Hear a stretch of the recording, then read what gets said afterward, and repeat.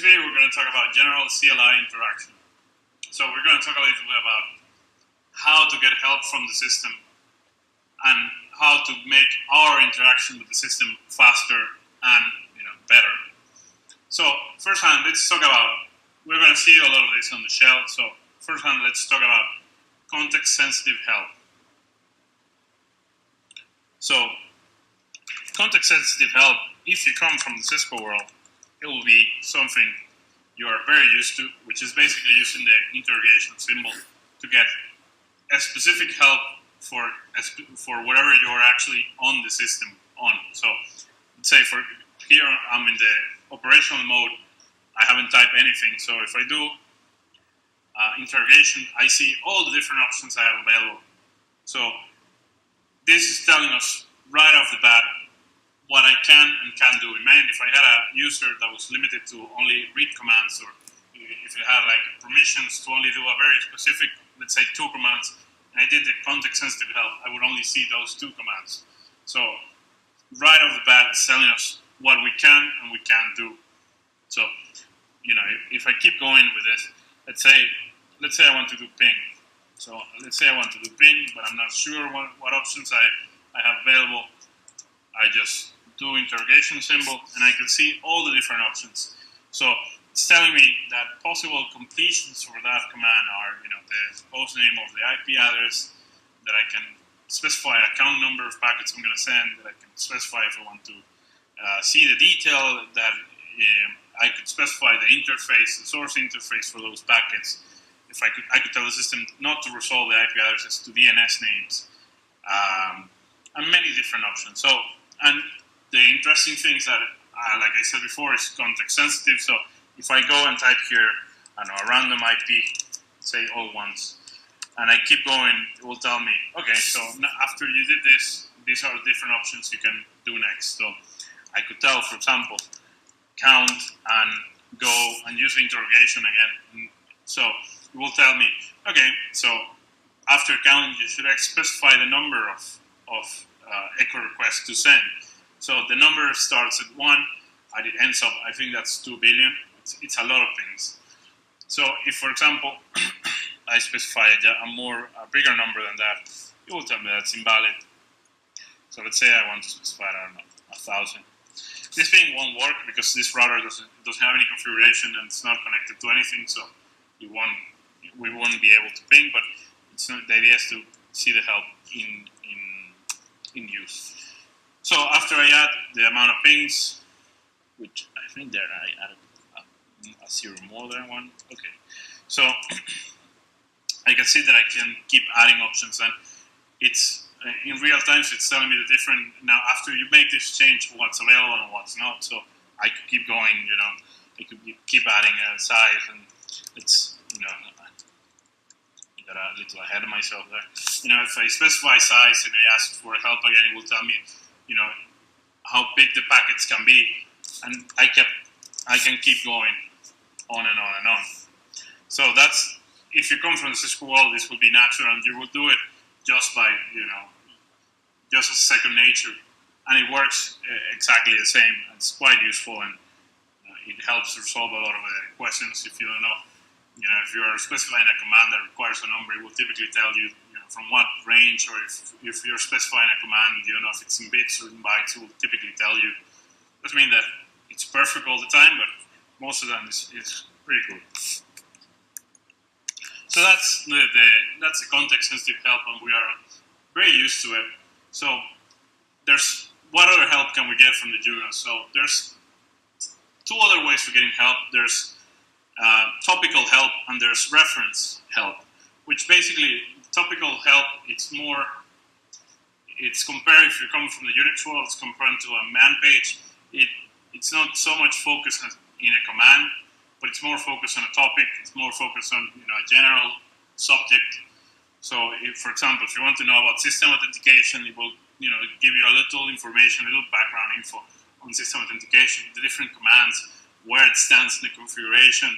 So it's more detailed. The reference is more geared to the actual command. So you can do this command with these parameters, but it's another way you have of getting help from the system. So let's see on the shell with health topic.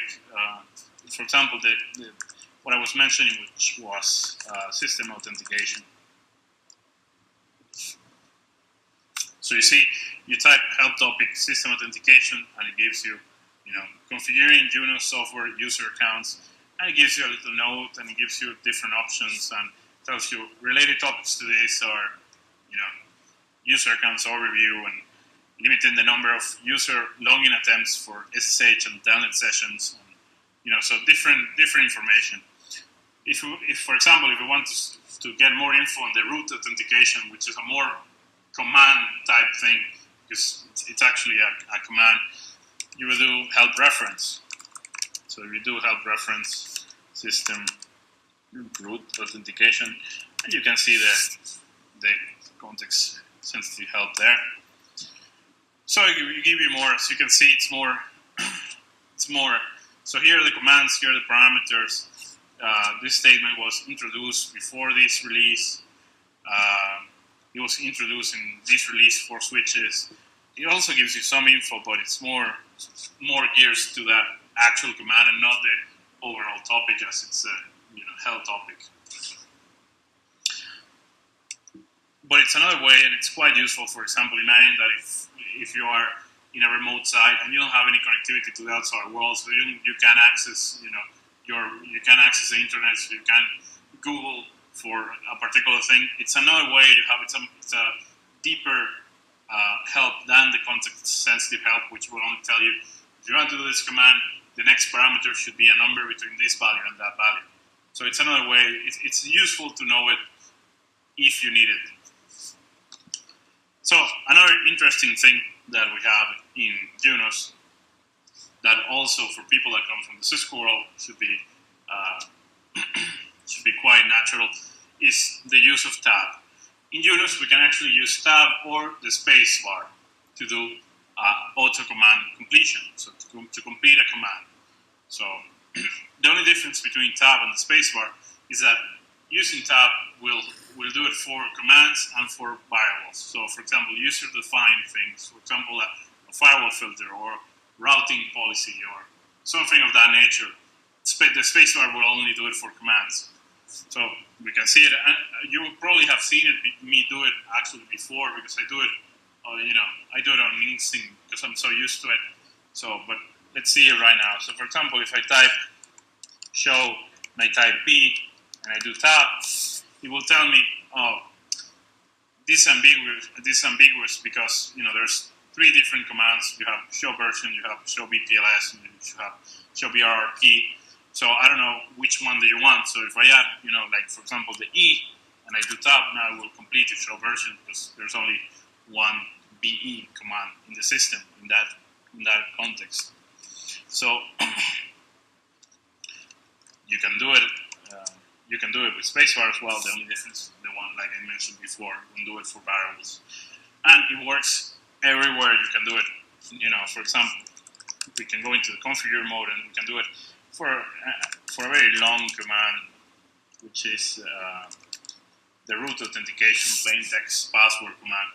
So as you can see, it's a very long command that if you didn't have this ability, it would take you a couple more seconds to type it out.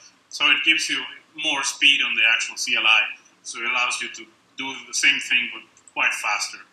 And of course, if you don't remember what the exact command is, it will give you, you have these different commands with the same, the start with the same letters that you have in the shell. So it's quite useful. And we do it, and normally network engineers do it a lot. Another useful characteristic is the ability to filter outputs, the ability to pipe outputs in the system. So what do I mean by that? So imagine that, for example, you want something, if I do, for example, show interfaces, I'm going to grab a random interface extensive. So we do this show command, and it's quite long, and there are some show commands which are longer than that. So there's a lot of information there. So and let's say that, for example, I want to see something very specific. So I want to see, for example, the speed. So I did that command, but I only care about the speed of the link, or I only care about one counter or something in particular. So I can do the same command, but at the end use pipe, and again I can use the context-sensitive help to see what options I have available there. And I have several. I have, for example, count. I have, for example, find, match. I have, for example, no more, which we'll see in a little bit. So I have different. I could save that output to a file. So let's say, for example, that I only want to see the speed in that. So I would do something like match, and I would put speed, which is how it appears on the output, and it will give me the speed. The speed is a gigabit. So that output has a lot of info. In fact, let's do a count to see how many lines there are there. So there's 30 lines there.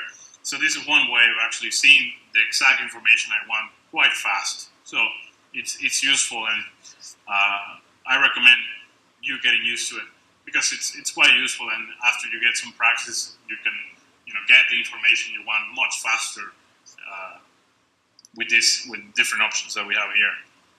For example, I said we were going to see the no more. For example, if I do show log messages, which is the main log that we have on the device, you see that if you do show log messages, there's a lot of info there. So it gives you the more option, which means you have to keep hitting the spacebar to see more and more and more. For example, I have the spacebar pressed here, and as you can see, it just keeps going and going and going. So if I want to see this all at once without any stops, I could do no more. Think of it as something equivalent to, if you come from Cisco, the terminal line 0 command. And then I could do more complicated things. For example, I could use match, and I could specify, let's say that I only wanted to see the lines that have RPD. So I do match RPD. And I could also put another pipe, and I could use the context-sensitive help to see what I can do next. So let's say that I want to see how many times the RPD has been shown on that log. I could use the count again. And it's going to tell me 946. So imagine that was a critical event, or imagine that was an interface that's actually flapping. You could actually quite quickly see how many times it has flapped over the time the device has actually been on. So it's quite useful.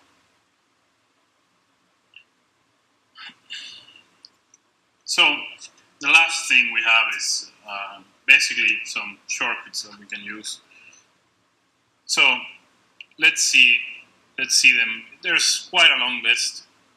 So let's see it on the Juniper website. So yeah, basically we have keyword sequences to move around and make our interaction with the CLI faster and more efficient. So there's quite a few of them. And it's all a matter of getting used to them and picking the ones you find yourself more comfortable with and more useful. For example, Control P will give you the commands you did previously. It's the same as you use the up arrow in the keyboard. Another one I use a lot is Control A will bring you back to the beginning of the line. But it's a matter of doing them, of printing them, having them available, and just practicing. It's the same thing as with Tab and with the context-sensitive help. You just do them so much that they become second nature and you get used to them. But just try a few, get the ones you feel are the most useful for you, and just keep doing them until you do them without looking at the paper or looking at the website. And they're actually quite useful. You can do like Control P, you want Control A, and you can you move around faster if you need to edit. For example, you type typical things. For example, we'll see it on later videos. But for the Control A ones, typically you have you're doing a super long command, and it turns out you want to delete it instead of doing set.